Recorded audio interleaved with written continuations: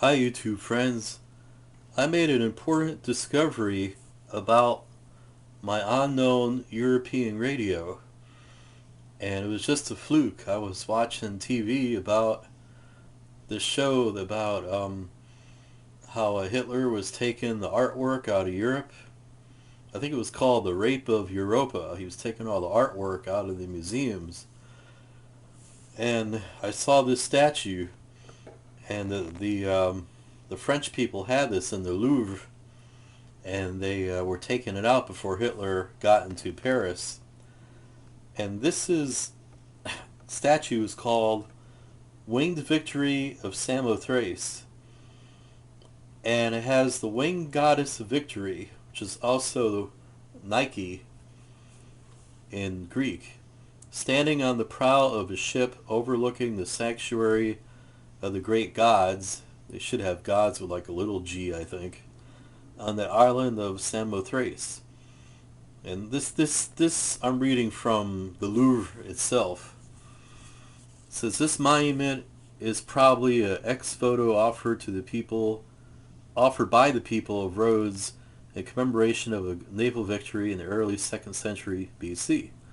The theatrical stance, vigorous movement, and billowing drapery of this Hellenistic sculpture are combined with references to the classical Greek prefiguring the Baroque aestheticism of the Pergamene sculptures. And this thing was discovered in 1863. It's an exceptional monument. It's really a beautiful statue. And it was discovered by Charles Champouzot, French vice consul to Adrianople, which is Turkey.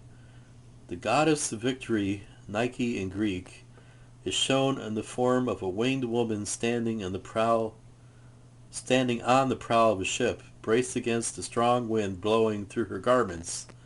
With her right hand cupped around her mouth, she announced the event she was dedicated to commemorate. The colossal work was placed in a rock niche that had been dug into a hill. It overlooked the theater of the sanctuary of the great gods. This niche may have also contained a pool filled with water in which the ship appeared to float.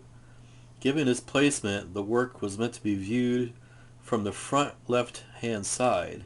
This explains the disparity in the sculpting technique, the right side of the body being much less detailed.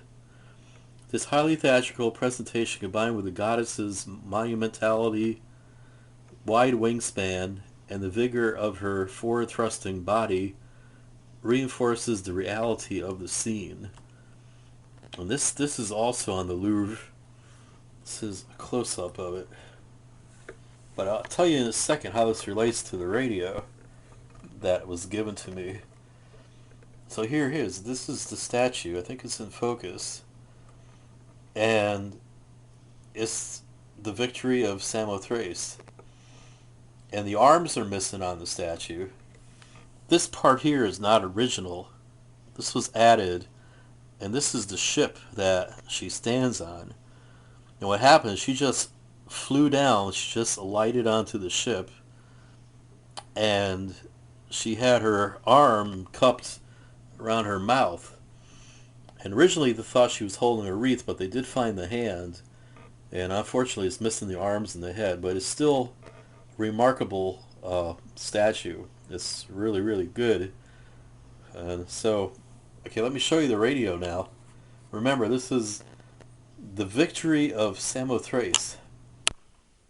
Okay, now here's the radio, and I put it on its back so the lights from the ceiling could shine on it, because I'm doing this at nighttime.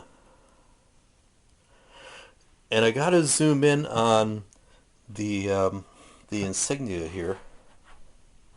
Let's see if I can do that. Let's get some more light.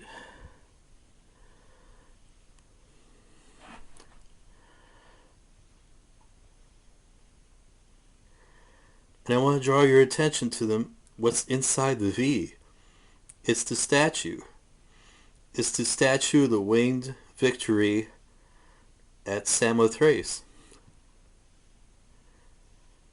And this is amazing. It really is.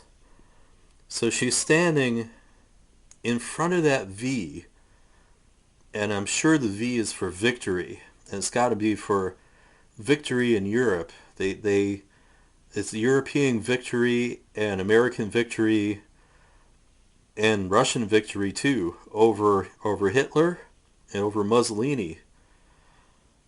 And this is fantastic because there she is. That's the statue.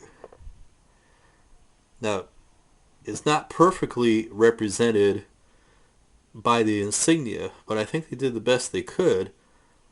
But it has the same angle of the wings, missing the head. It's missing the arms, of course. It's got the V. The V has to be for victory. And I'm not sure what the O's for. And that's it. I think that's just incredible. So this verifies that the radio is made after World War II. And I just think it's an incredible thing. I've never seen anything like this before.